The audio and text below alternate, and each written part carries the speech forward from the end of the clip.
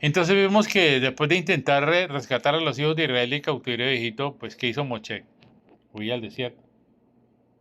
Digamos que allí estaba pues profundamente desilusionado y desanimado porque él pensaba que él tenía toda la capacidad de hacerlo, tenía el poder, tenía mucha gente que lo apoyaba, tenía un cargo muy alto, pero era el segundo allí, posiblemente pudiera ser el siguiente faraón.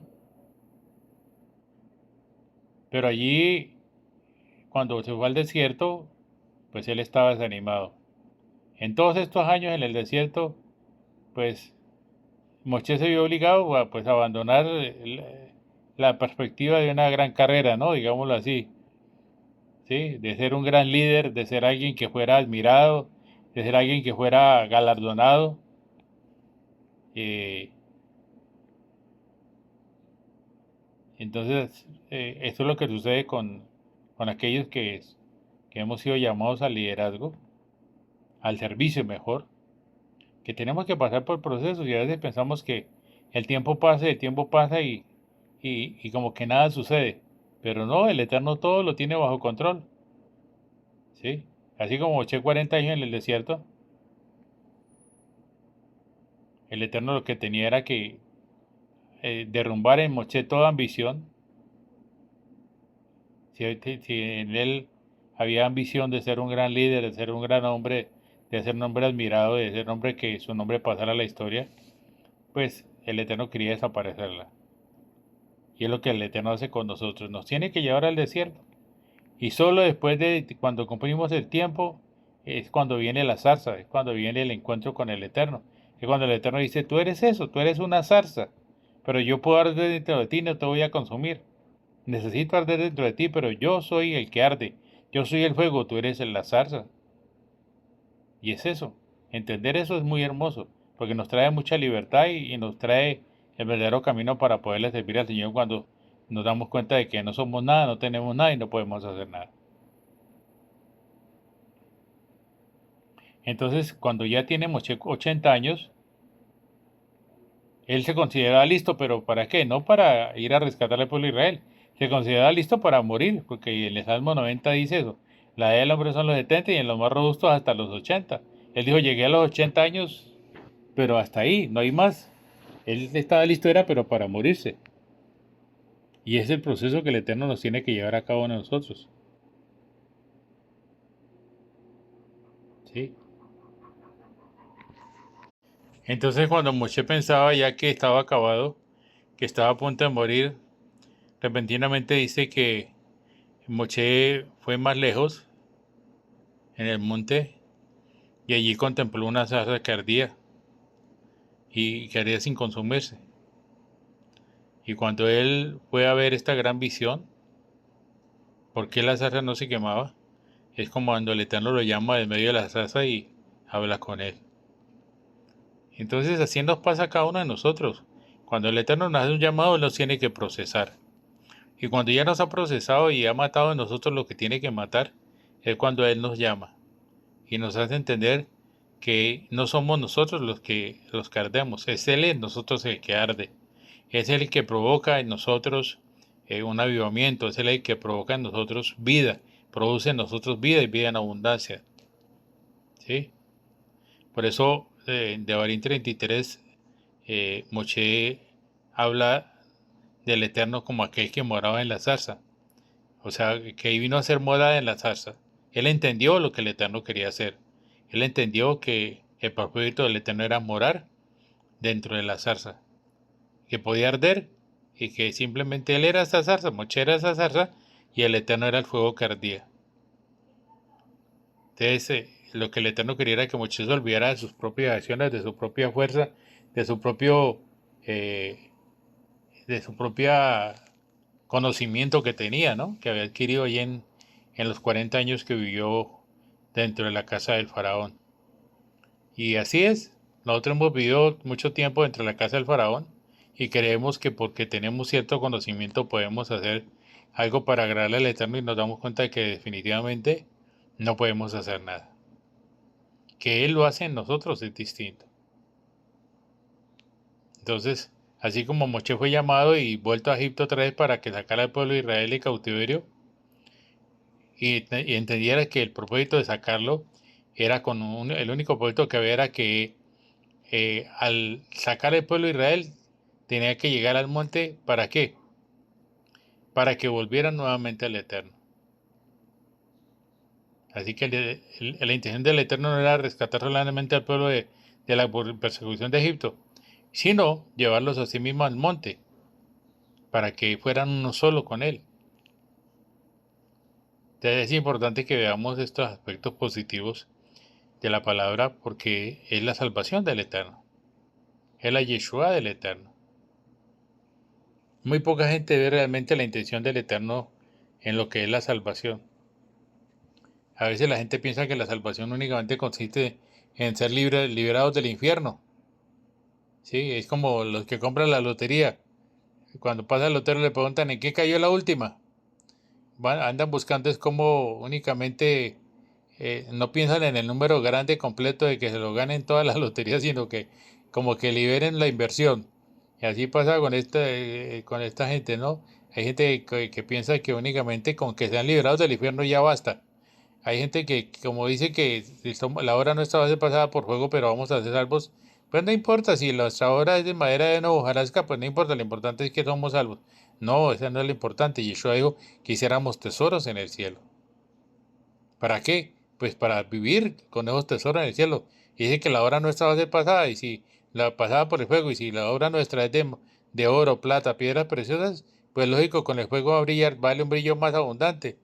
Entonces, nuestra vida en la eternidad va a ser distinta a aquellos que realmente la obra de ellos fue de madera de heno o hojarasca. Porque dice la palabra que la fe no es por obras, pero la fe sin obras es muerta. La salvación no es por obras, perdón. Pero dice también que la fe sin obras es muerta. Entonces, la salvación del Eterno, ¿en qué consiste? Consiste en traer al pueblo a Él. Entonces, no solamente que la salvación es que el pueblo vuelva al Eterno, sino que viva dentro del Eterno. Eso es algo maravilloso, que nosotros podamos vivir dentro del Eterno. Los cielos de los cielos no lo pueden contener, nosotros sí lo podemos contener. Hay un espacio tan grande en nuestro espíritu que podemos contenerlo. Y no solo en nuestro espíritu, sino en nuestro espíritu, alma y cuerpo, porque dice la palabra que está irreprensible vuestro espíritu, alma y cuerpo para la venida de Yeshua.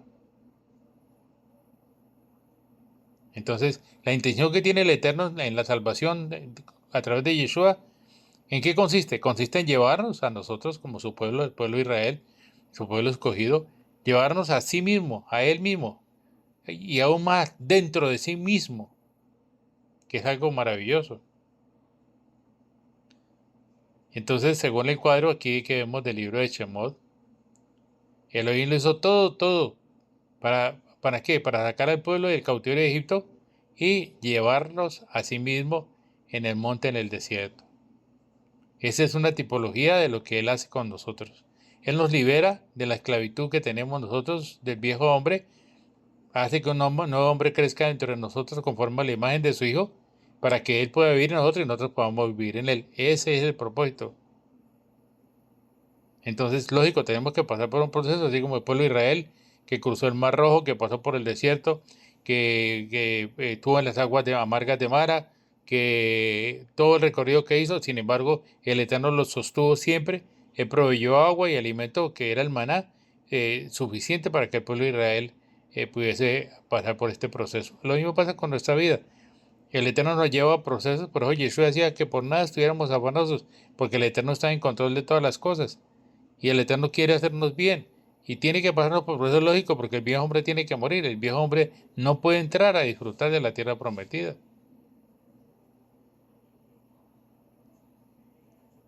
Entonces, el Eterno llevó a los hijos de Israel al lugar donde se le había aparecido a Moshe, donde lo había llamado.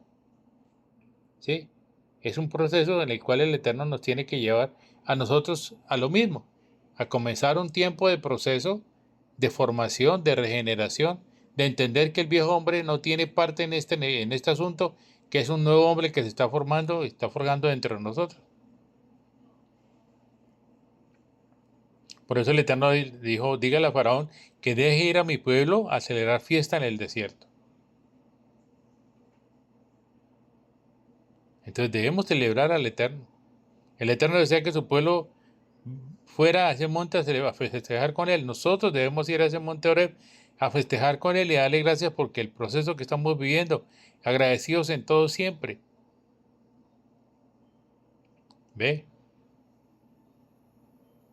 Entonces el Eterno llamó al pueblo para que festejara.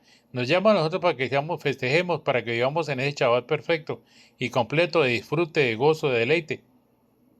Dice la palabra, buscad el reino de Yuhei Bajei y su justicia, y todo lo demás vendrá por añadidura. Entonces no debemos afanarnos por las añadiduras. Todo viene como algo normal, natural. Pero hay una condición, tenemos que buscar al Eterno. Aquí Moshe nos dijo que los hijos de Israel tenían que hacer muchas cosas. ¿Sí? El Eterno no quería que el pueblo de Israel saliera de Egipto para que hiciera algo, una obra para el Eterno, ni que hiciera un becerro. Por el contrario, el Eterno le pidió a Moshe que sacara al pueblo de fuera de Egipto para que celebrara a él, para que lo adorara, para que lo glorificara. Ese es el propósito con que fuimos sacados todos nosotros, para glorificar al Eterno.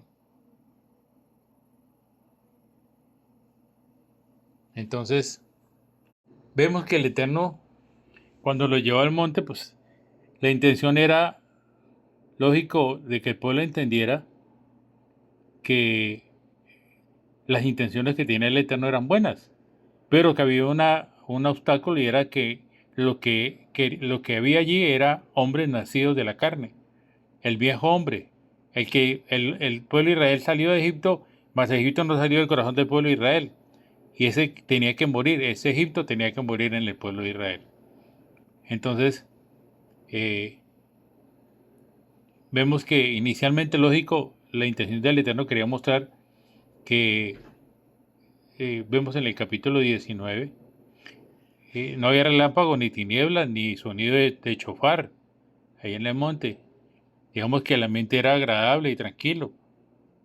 Pero en el versículo 4 dice, vosotros viste lo que hice a los egipcios, y cómo os tomé sobre alas de águilas y os he traído a mí. El pueblo había salido de Egipto, claro. Había ido al desierto, había llegado al monte del Eterno. Pero no obstante vemos que por el lado del Eterno, Él los había llevado así sobre alas de águila, o sea, Él los había cuidado.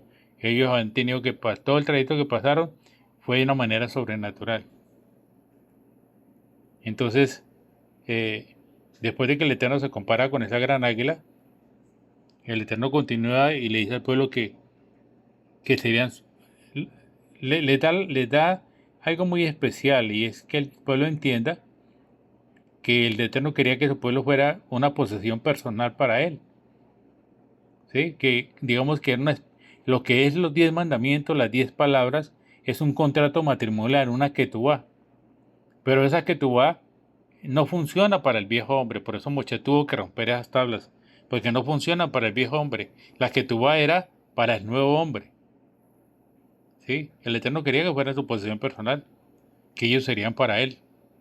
Pero que el pueblo entendiera que en la manera como venían, el viejo hombre no le podía agradar, no podía estar a la estatura del Eterno, no podía tener la condición para que fueran uno con el Eterno, o fueran fueran un reino de sacerdotes y una nación santa.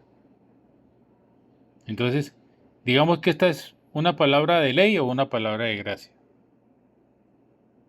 Esta es una palabra de gracia cuando el Eterno dice que quiere que sea su posesión personal, que ellos serían para él un reino de sacerdotes y una nación santa.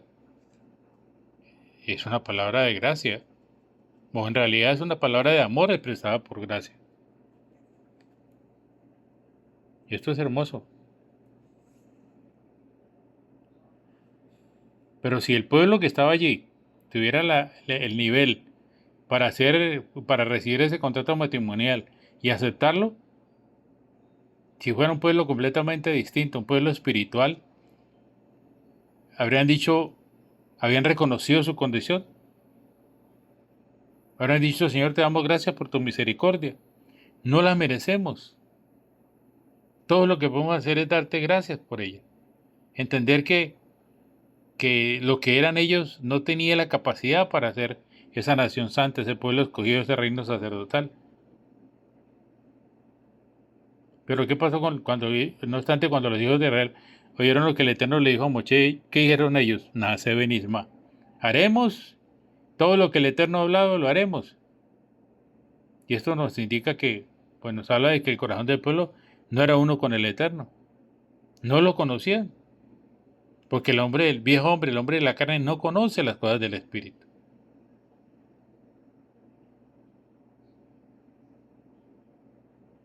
Entonces, vemos el caso del becerro de oro, lo que Aarón hizo, escupir un becerro de oro. ¿Qué nos demuestra esto? Que los hijos de Israel no conocían al Eterno, que realmente no tenían un corazón para Él. Y eso es lo que nos sucede a nosotros con el viejo hombre. El viejo hombre no conoce al Eterno, no lo puede conocer, no lo puede entender, no lo puede vivir. Mucha gente va hoy a las religiones, cualquiera que sea la religión, pero únicamente reciben es letra.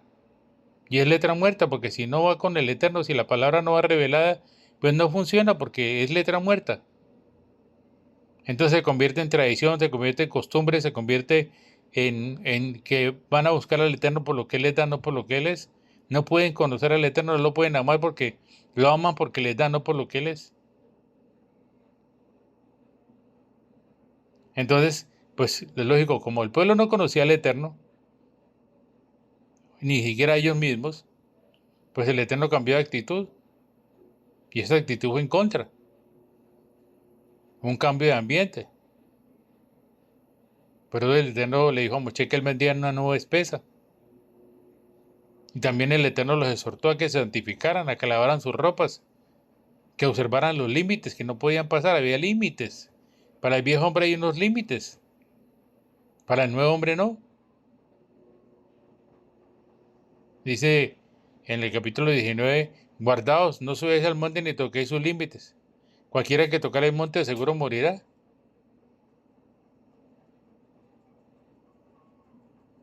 Entonces vemos que en este estado ya no era el Eterno hablando de una manera amorosa, sino había juicio.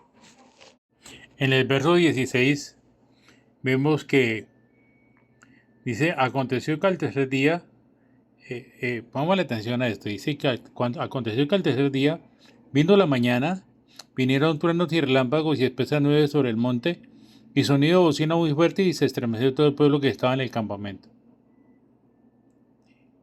Y dice que por causa del becerro de oro, o sea, en la fiesta de las primicias venimos hablando de pesar, ¿no? Pero la fiesta de las primicias tiene relación también con la fiesta de Shavuot como una sola, porque la fiesta de las primicias da inicio a los 49 días para la fiesta de Shavuot, pero son como una sola fiesta en sí. ¿Y qué es lo que sucedió? Dice que al tercer día, cuando vino la mañana. Encontramos en el libro de los Hechos también que dice que al tercer día, cuando vino la mañana, vinieron las mujeres al sepulcro y Yeshua había resucitado. O sea, Yeshua resucitó también al tercer día en la mañana. ¿Sí? Y vemos que en la fiesta de Shavuot vino un viento fuerte, un viento recio, y el Espíritu de Santidad descendió como llamas de fuego.